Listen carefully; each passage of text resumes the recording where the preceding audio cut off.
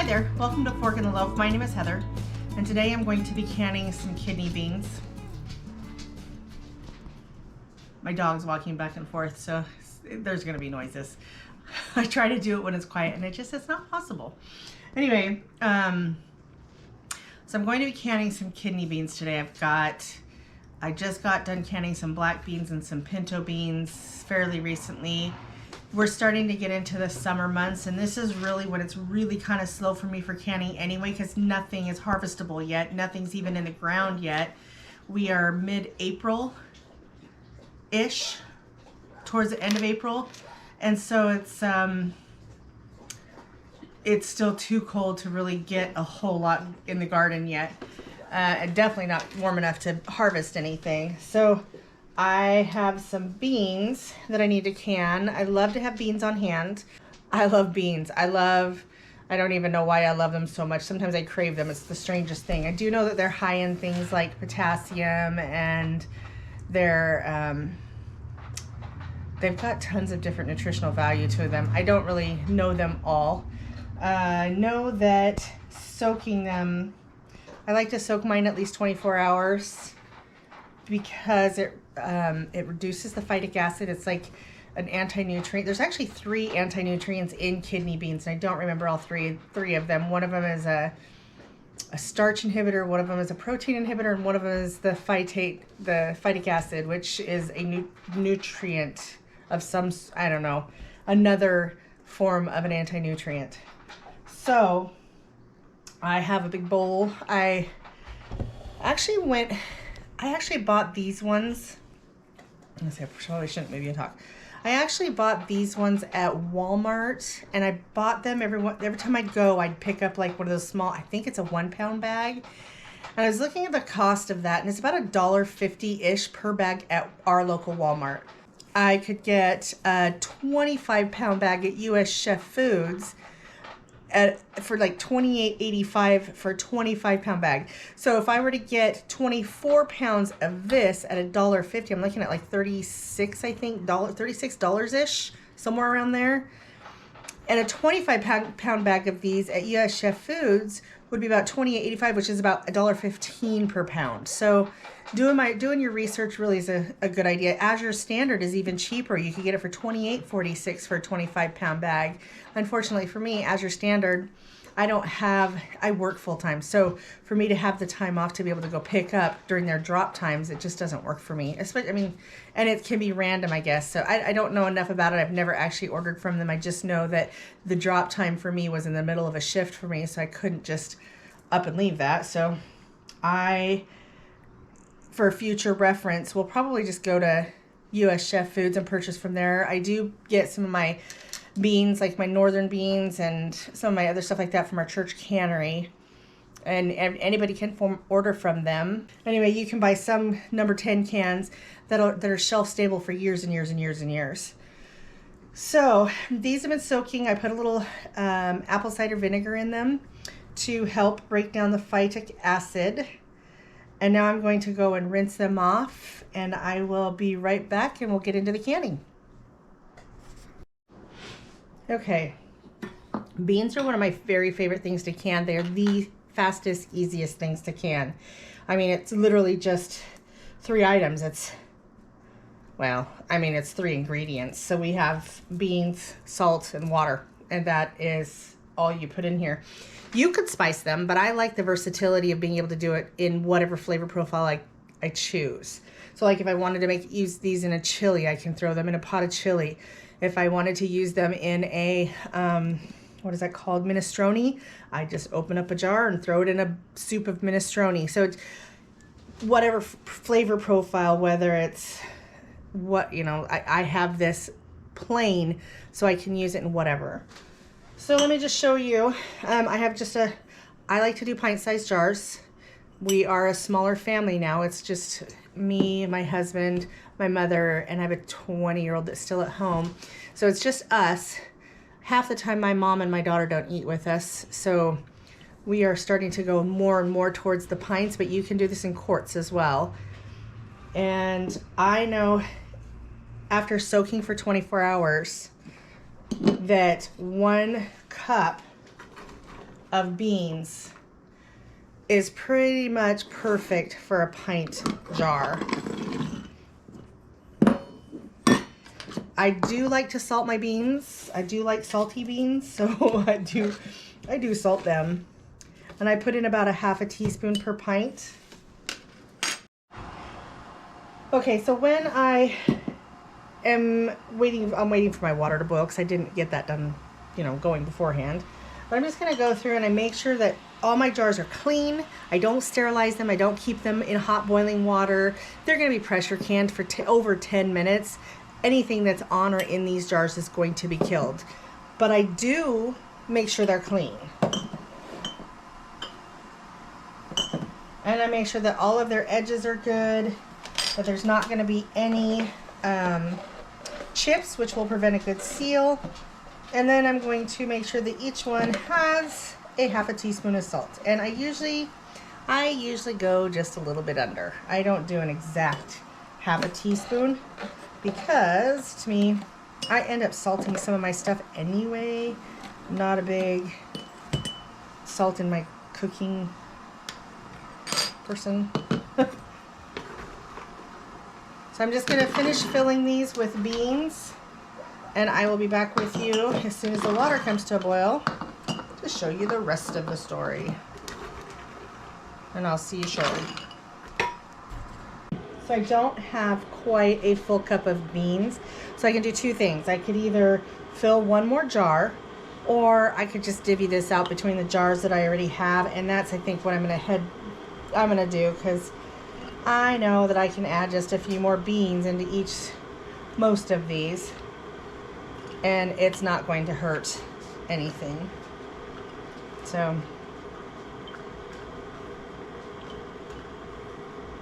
and some of them are a little bit more full than others because, you know, nobody measures perfect, right?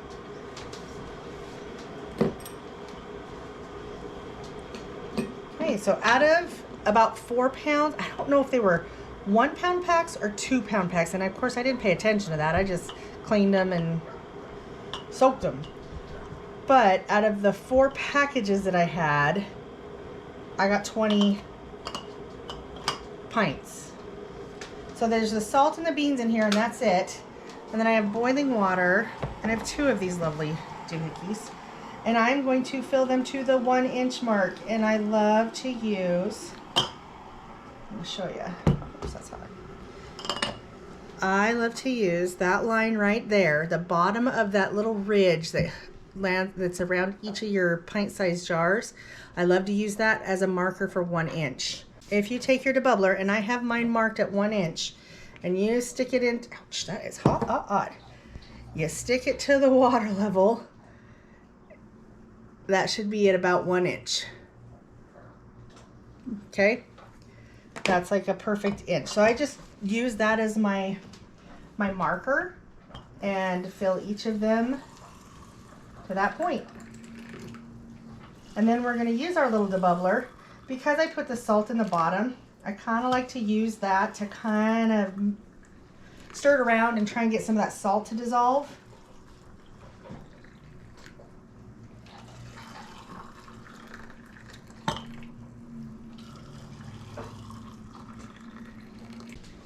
We have really wonky lighting in the house right now. Sorry, guys. I'm going to move these ones that are not full yet of water out of the way.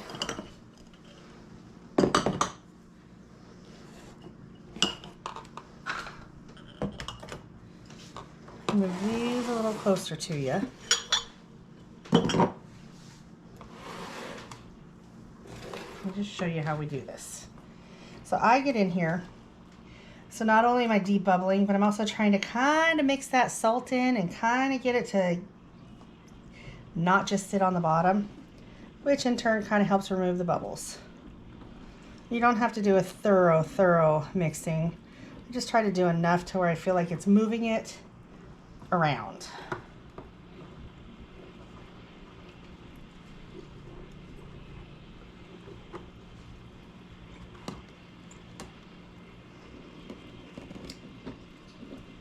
Now these are going to swell more. And kidney beans might actually swell even more. I can't remember. I haven't done kidney beans for a long time. I don't use them as often as I do like black and pinto. And on these, because I don't have any fat in these, I don't need vinegar. I'm just going to get this a little damp, just to help kind of clean off any of the debris or salt or anything that might have jumped up onto the rim.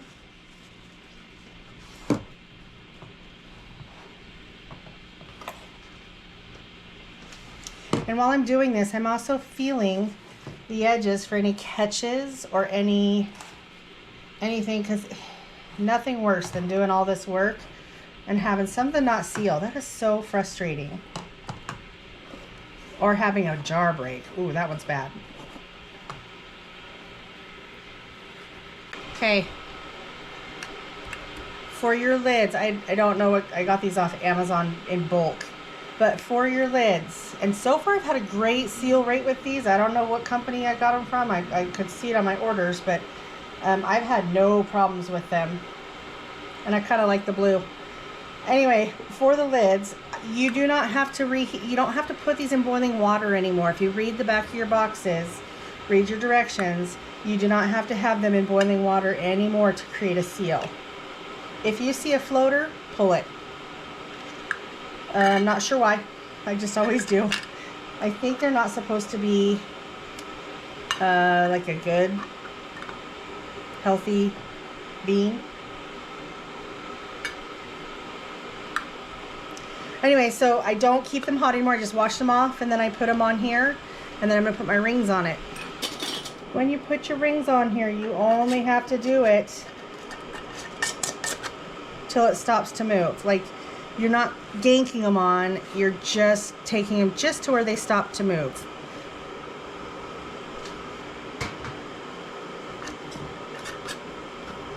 And by doing that, you shouldn't have any buckling, and it should be just, basically you're just keeping it tight enough that as the steam escapes, it's not forcing the lid to buckle, and at the same time you're giving it enough that the steam can escape.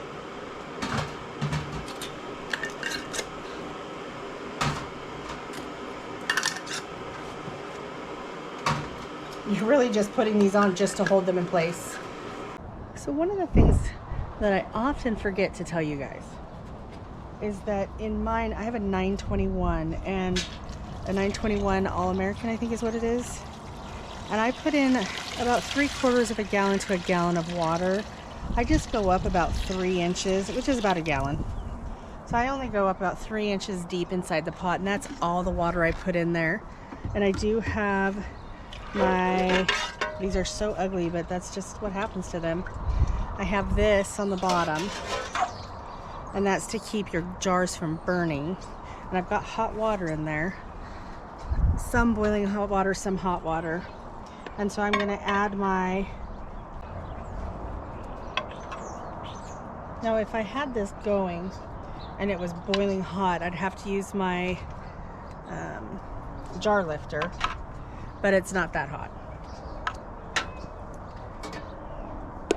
Okay, so once I get all of these in here, see, the water is down to here. It is not covering this by any means. You want to have enough water. These are going to process for an hour and 15 minutes. So you want it to have enough water in it that it'll stay, you know, still have water in it an hour and 15 minutes later, but not ever so much that it will cover the jars in your canner. When you cover the jars in your canner, your water bath canning, this is pressure canning, and you have to pressure can beans. I understand there might be some method out there where you can water bath them for like 3 hours or something like that, but no thank you. I don't have time for that. I'd way rather just pressure can them and get them done. That takes long enough. So you put your second one, and then I'm going to put these in there.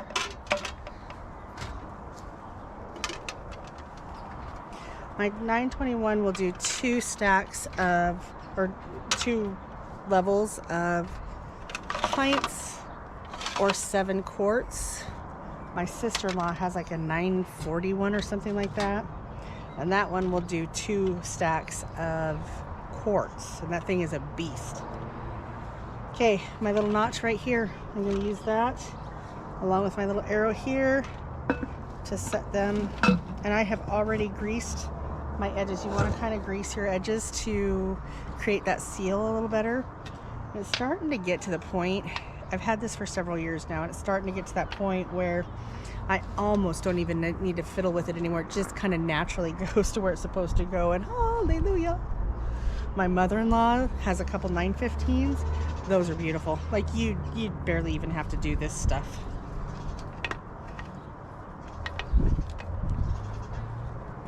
I'm going to put these on here, and I'm going to do it very lightly. I'm not tightening them down yet.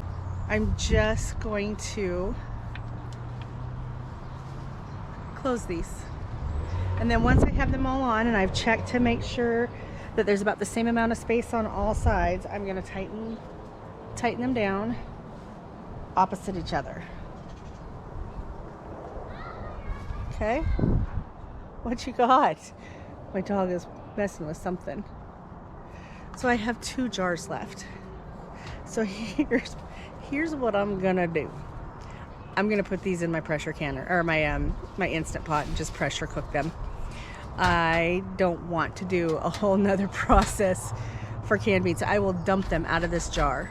I'll wash the flats so I can save the flats, and then I will cook those beans and make something with them. I should have counted a little better, but you know. Okay, one of the things that I've learned in all the years of doing beans is you kind of want to do this, get it to boiling on like a medium to medium high heat. You don't want to go full bore. You're wanting to get this to pressure kind of slowly. And it's a nice enough day out that I don't have to worry so much about it, like when I can during the freezing cold of winter, it's a little different. There's a little more finesse involved. Like you really have to go a little slower. It is warm enough out. It's probably 60-ish degrees, maybe a little bit warmer. So I can go just a little bit warmer than I would normally do in the winter. A little faster maybe. So you go too fast, you're gonna siphon. When you're cooling it off, if you cool it off too fast, you're gonna siphon. So you kind of want to heat it up slowly, cool it off slowly. It's kind of what I have learned to keep these from being too dry. All right, so I've got the heat going right now. I'm gonna let this get to the point where it's vent. Okay, so my vent timer just went off. Vent for about 10 minutes, and of course I was thinking I would just send you over to my northern bean canning recipe or canning video, and then I thought, no, I should probably go ahead and finish this just in case you would rather know kidney beans than northern beans. They're the same though. I mean, just canning is canning. So I'm gonna put I'm on 15 pounds of pressure because I'm above 2,000 feet in altitude. So I put my pressure gauge on, or my weight, sorry, put my weight on. When this starts to jiggle and my gauge gets to about 12, then it starts to jiggle.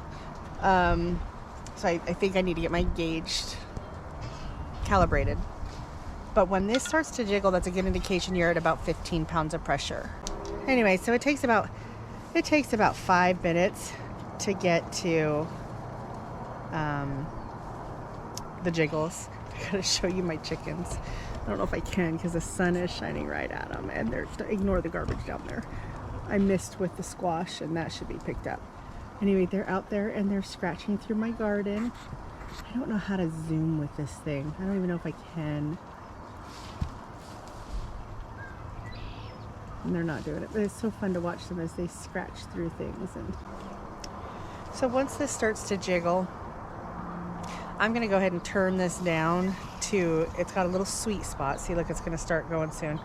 It's got a little sweet spot that I'll turn it down to, and I will keep it down for, as long as this keeps jiggling, I will keep it at that heat for an hour and 15 minutes because I have pints. So pints are an hour and 15 minutes or 75 minutes. Quarts are 90 minutes. So, well, we're at 10 pounds of pressure now. I really think my gauge is off because the way this jiggles at 15 is ridiculous. So once it starts to jiggle, because we're on that 15, that's okay. It's on that 15-pound mark, it will, it'll start to jiggle, and that water will come out. And as long as you don't have any water or steam coming out the sides, we're doing good. And you want to make sure you don't go too far past your 15 pounds. There's actually, let me show you. I don't know if you can see that. That says caution. And I've never actually gotten it to that point. I have gotten past 15 and I'm like, ooh. So I keep a very close eye on it, and I'll come and turn it down or turn it up according to where it's at on my gauge or where it's at on the little weight. And it's gonna get really noisy too. Once it starts to do its little jiggling thing, this gets very noisy. And this will get hot, so I can touch it now because it's not very hot yet. But once it gets to pressure, that will get hot. All of this will be very hot. And I'm not gonna make you wait this whole time. I'll try to skip through. Okay, so right now, let me just show you. So see, that is starting to get a little jiggly. And that is at about maybe 13 pounds of pressure. And that's jiggling like that, which is a good indication you are at 15 pounds.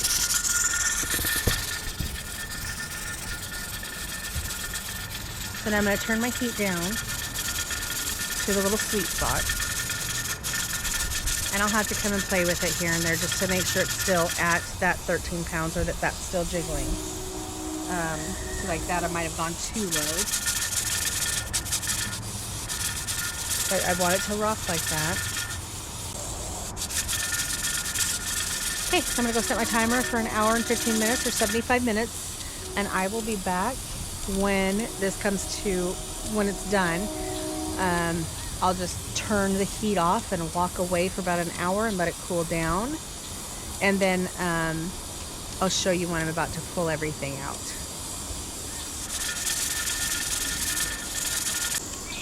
And I'll see you when the timer goes off. Okay, so last night it got too late. It got dark out, so I couldn't show you the turning it off or pulling it out. So I'm just going to interject with that right now. Sorry we missed that part.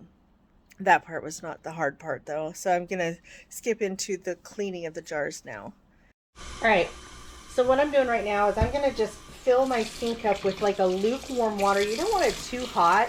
It could break this, mess with the seal of your jars. So I do about a lukewarm. It's not hot, it's not cold, it's just right. And I add just a small dash of soap to it because we've got grease on the outside of, no, we don't have grease on those beans. Those beans should be fine. I didn't need soap for this one, but I do use a little bit of soap because I want it to take all of the gook off of the jars. What I do with these jars, and I believe all of them sealed. And look, I even had a jar that I put one of these on. I didn't even realize it had a dent in it, and it sealed.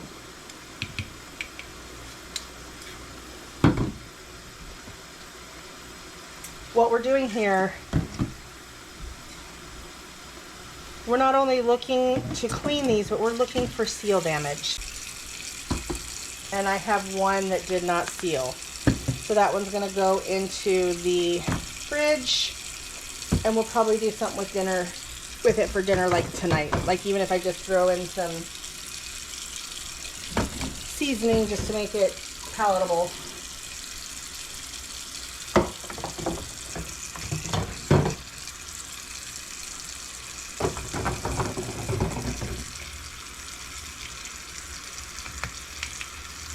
Oh, and I found out where I got these lids from.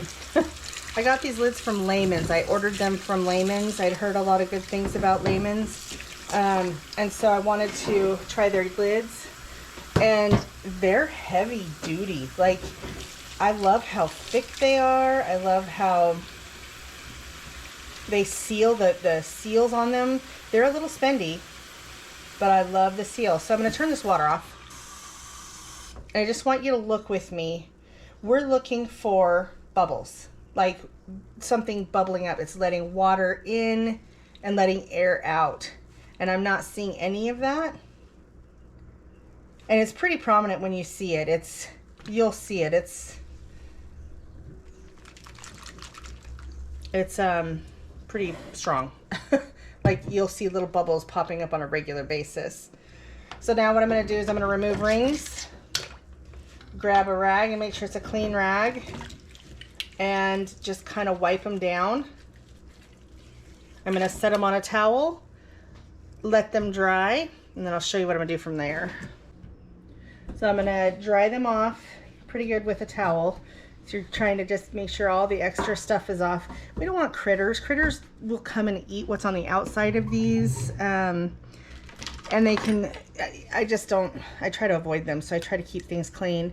And I'm going to put on here kidney for kidney bean. And I'm going to put today's month, which is April, and the year's 23. And that's all I do. I don't put the rings back on. That can create a false seal. It could make these, make it look like it's sealed, but it's not. So I never store with the rings.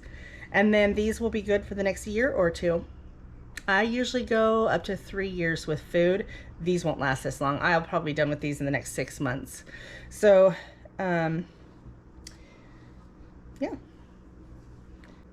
That's how I finish them. I just kind of wanted to give you a brief overview as to why I label my jars. I always, for some things, yes, I could look at those and say, yeah, those are totally kidney beans. Maybe, if I'm tired enough, I might think they are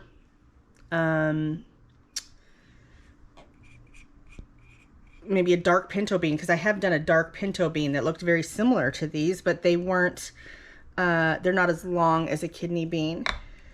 But there are times when I've sent my kids to get a jar of beans. They need to know what to look for. There are times when my kids have come over to shop from my home, and I like them to know what they're getting. I like to send them down and say, oh, you need some beans, go down and grab some. You know, I don't want to be, if anything were to happen to me, my kids know that all of these are canned well. We've never had an illness from any of my canned foods. And I know that if I have, like my mother-in-law, anybody like that ever needed anything, my sisters-in-law, whoever, aunts, uncles, brother, whatever, they know what they're getting as well. Most of them, I believe, trust me. So I believe if you mark them, there's no room for question. There's, you know, it's the only question be, well, where are they? Because I don't have one exact spot for everything. So it's always a good idea just to label what you have before you put them away. Because today you might know what that is, but tomorrow you may not. So I just make sure I do that. And I know we talked about siphoning. That is like your perfect jar of beans. There's all the liquid is still way up here. It's done. This one, let's see, this one here looks like there was a little bit of siphoning. It's just the nature of pressure canning, I think. And with my doing it outside, I'm kind of at the mercy of the elements too. So all in all, I'm very pleased with how these turned out. Perfect canned beans. Okay, so then begs the question, why go through the trouble of canning my own beans? One, they don't pre-soak the canned beans that you buy at the store. I don't know if you can find a pre-soaked can. I've never actually looked, but I know that with my beans, I have Himalayan pink salt in it, which has got some nutritional value to it. It's not just table salt, which I'm pretty sure that's the type of salt that you would find in most of your canned beans at the store. I also like when you soak them for as long as you've soaked them. I think I lose some of the volatility. I don't know how else to say this politely, but I don't have problems with flatulence, gas, whatever. I don't have those problems with my soaked beans that have been soaked for 24 hours that I do. If I were to go to the store, buy a can of their beans and use their beans in anything, I will have like painful gas. So I just prefer to do it myself. It's easy. I know what's in it. I have it sitting on my shelves. I've got, you know, I buy the beans in bulk normally. I can easily pressure can them and have them shelf stable and ready to use in whatever I may want to use them in. And I personally feel like they taste better. I love canning and canned beans. So that would be why I go through the effort of canning my own beans instead of just going out and buying them. Yes, they can be cheap. I actually think they might even be cheaper canning them myself.